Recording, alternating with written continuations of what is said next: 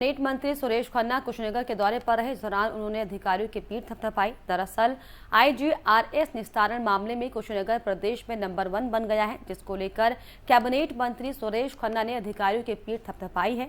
इस दौरान मंत्री सुरेश खन्ना के साथ मंत्री दिनेश खटीक और मंत्री दानिश आजाद मौजूद रहे।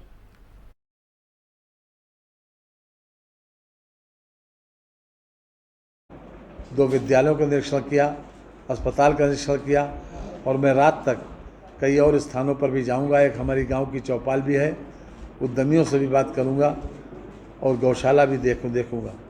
लेकिन मुझे आज जो मैंने यहां पर समीक्षा बैठक की है, अगस्त के महीने में जो मुख्यमंत्री का पोर्टल कहा जाता है IGRS integrated grievance redressal system, उसके तहत अगस्त में कुशीनगर जनपद फर्स्ट आया। इसका मतलब यह है कि जो शिकायतों का निस्तारण का जो उत्तर प्रदेश में आंकड़ा है, उसमें सबसे बेहतर प्रदर्शन अगस्त महीने का कुशीनगर का है। ये आपकी सभी बातों का जवाब है। इसके अलावा कुशीनगर में 17 लोगों से 8 करोड़ रुपए की संपत्ति जब्त की गई है। 5 व्यक्ति को गैंगस्टर में निरुद्ध किया गया है और सज़ा का रेट भी अच्छा है। हालांकि जो पहले के केसेस थे, सज़ा उनको नोएडा के पौष इलाके सेक्टर 18 में एक बिल्डिंग में आग लगने से हड़कंप मच गया। आग बिल्डिंग में स्थित इंडिया बुल्स हाउसिंग फाइनेंस के दफ्तर में लगी थी, जहां पर बिल्डिंग के दूसरे फ्लोर में आग लगने से अफरा तफरी का माहौल हो गया। वहीं सूचना पर पहुंची फायर ब्रिगेड की गाड़ियों ने आग पर काबू पाया।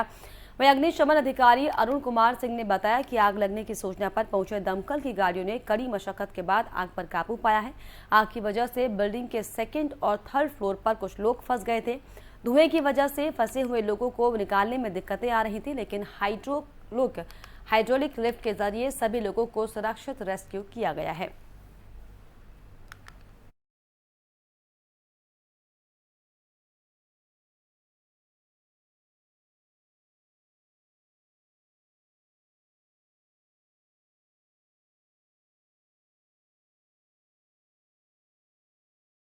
वहीं कानपुर में भी पनकी इंडस्ट्रियल एरिया में फैक्ट्री में आग लग गई। दमकल विभाग की कई गाड़ियां मौके पर पहुंची। केमिकल की ये फैक्ट्री बताई जा रही थी और आग लगने का कारण हालांकि साफ नहीं हो पाया। और ये पूरी जो घटना थी वो पनकी थाना क्षेत्र के केमिकल फैक्ट्री की थी, जहां पर आग लगने से इलाके में हड़कंप मच गया।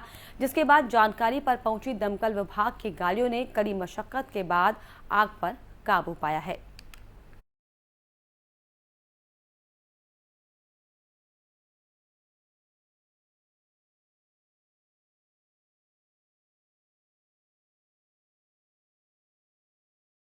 वहीं गोंडा में कानून व्यवस्था को तार-तार करने का मामला सामने आया। मामला उमरी बेगमगंज के डिक्सर गांव का है, जहां पर हथियारबंद बदमाशों ने आधी रात को प्रधान के सगे भाई पर भी धारदार हथियार से हमला कर दिया, जिसके बाद उसकी हत्या हो गई।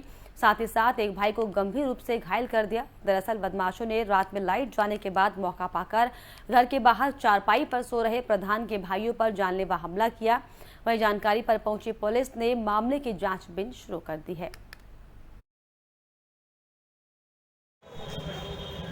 से हैं और क्या घटना घटी है? राम भान सिंह मेरा नाम है। मैं ग्राम प्रधान भी हूँ डिस्ट्रिक्ट का और थाना उमरी बेगमगंज है, जनपद गोंडा का रहने वाला हूँ। हमारे दोनों भाई बाहर लेटे हुए थे। रात में अज्ञात लोग 4 व्हीलर से पहुँचे और धारदार हथियार से उनको वार किए।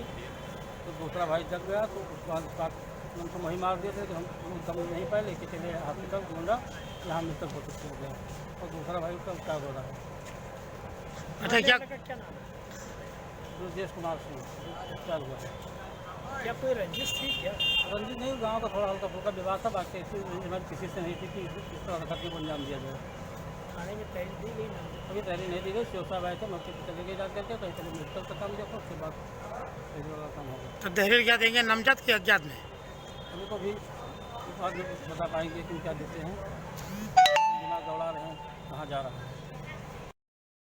वहीं जौनपुर जिले में इन दिनों छोटे बच्चों के अगवा होने की खबर लगातार मिल रही है। इसी कड़ी में पुलिस ने 2 संदिग्ध महिलाओं को ग्रामीणों ने पकड़ा है। इसके बाद आपको बताएं कि थाना सराय ख्वाजा अंतर्गत बकुरा गांव में गांव के समीप छोटी नहर के पास 2 महिलाएं बच्चों को पकड़ने का प्रयास कर रही थी, जिसे देखकर ग्रामीणों ने महिलाओं को पकड़ने के लिए दौड़ाया। जिसके बाद मौका उठाकर एक महिला वहां से फरार हो गई, जबकि एक महिला को ग्रामीणों ने पकड़कर पुलिस के हवाले कर दिया। जिसके बाद पुलिस को हलक की सूचना भी दी गई थी। पुलिस ने पहुंचकर महिला को अपनी हिरासत में ले लिया है और मामले की जांचबीन शुरू कर दी है।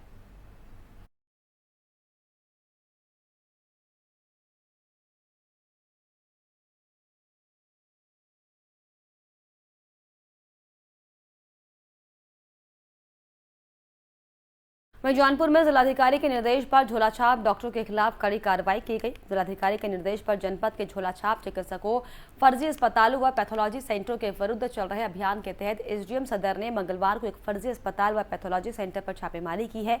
बड़ी कार्रवाई कर दोनों केंद्रों को सीज किया गया। छापेमारी के दौरान एक प्राइवेट चिकित्सक को भी पुलिस ने हिरासत में लेकर थाने में लिया है।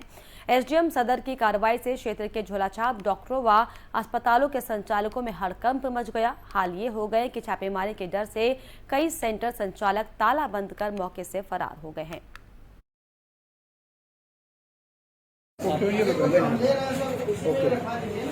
मैम, क्या मामला था ये आज जो अभी ये आपने ये फर्जी पैथोलॉजी चलने की सूचना प्राप्त हुई थी। जिस कंटेक्स्ट में हाईकोर्ट में कुछ चल रहा है, उस कंटेक्स्ट में जांच हुई थी। यहाँ पर पता चला कि चल रही है, आज की तारीख तक चल रही थी। मौके पर ही बंद मिला और कौन सी पैथोलॉजी था मैम? सौरभ पॉलीक्लिनिक। क्या लगा आपको जांच के दौरान के अंदर? जांच के दौरान ऐसा लग रहा है कि लेबोरेटरी चल रही है, यहाँ पे लोग भी हैं, बहुत सारी चीजें ऐसी मिली जिससे पता चल रहा है कि यहाँ पे पैथोलॉजी चल तो रही है। अब इसको ये देखना है जांच में कि इनके पास कोई रजिस्ट्रेशन है कि नहीं, कोई डॉक्टर है कि नहीं, बाकी सारी जांच। पैथोलॉजी कोई मिला है यहाँ पर? जी, यहाँ पे बहुत सारे सामान ऐसे मिले जिससे लग रहा है कि पैथोलॉजी चल रही है। अच्छा, कोई संचालक संबंधित कोई नहीं मिला यहाँ? ऐसी कोई इन्फॉर्मेशन नहीं मिली है। बड़ा खुद दावा लगा हुआ था जब पैथोलॉजी आप खोल रहे थे। मुरादाबाद जनपद के थाना सोनकपुर क्षेत्र में एक नाबालिग युवती से बलात्कार करने की बात की पुष्टि करने के लिए ऑडियो रिकॉर्ड कर वायरल होने से दुखी युवती ने आत्महत्या कर ली, अपनी जान दे दी थी। इस मामले में पुलिस ने मुकदमा दर्ज कर ऑडियो वायरल करने वाली युवती की भाभी, युवती के परिवार के भाई और बलात्कार करने वाले सहित 4 लोगों को गिरफ्तार किया है। दरअसल मृतक की भाभी ने ही ननद से आपसी कलेश के चलते ऑडियो वायरल करने के बाद ऑडियो डिलीट कर दिया था, जिसके बाद जब मामला पुलिस के पास पहुंचा तब जाकर इस पूरे मामले का खुलासा हुआ। वहीं इस पूरे मामले में एसपी ग्रामीण संदीप सिंह ने बताया कि सोनकपुर थाने में 4 तारीख को एक तहरीर मिली थी। तहरीर में बताया गया था कि युवती ने रेप के बाद फांसी लगा ली है, जिसके बाद जब परिजनों के बयानों के शक के आधार पर जांच की गई तो मामले का खुलासा हुआ है। महिला सहित 4 आरोपियों को गिरफ्तार किया है। क्या पूरा मामला है? सोनकपुर थाने में 4 तारीख को एक तहरीर मिली जिसमें वादी थे इरशाद, जो मृतका के भाई थे। उन्होंने तहरीर में बताया कि उनकी बहन ने फांसी लगा ली है और फांसी की वजह उन्होंने बताई कि वसीम नाम के लड़के ने उनके साथ रेप किया और उस रेप की करने के बाद उसने अपने दोस्त से बात की और उसकी ऑडियो वायरल की, जिससे शर्मिंदगी की वजह से उसकी बहन ने फांसी लगा ली है। तब पूरे मामले की हमने तफ्तीश की मुकदमा दर्ज करने के बाद, और जो अभियुक्त थे दोनों वसीम और फ़हीम, उनकी बरामद के लिए हमने जो टीम बनाई, उसके उनकी गिरफ्तारी के बाद जो हमने उनसे पूछताछ की तो सारी चीज़ें सामने आई। उस चीज़ में मुख्य रूप से चीज़ सामने आई, जो मृतका थी उसकी भाभी थी अंजुम का चाल चलन ठीक नहीं था। और इसी के साथ इस खास बुलेटिन में फिलहाल इतना ही। देश और दुनिया की तमाम खबरों के लिए आप देखते रहिए FM न्यूज़। नमस्कार।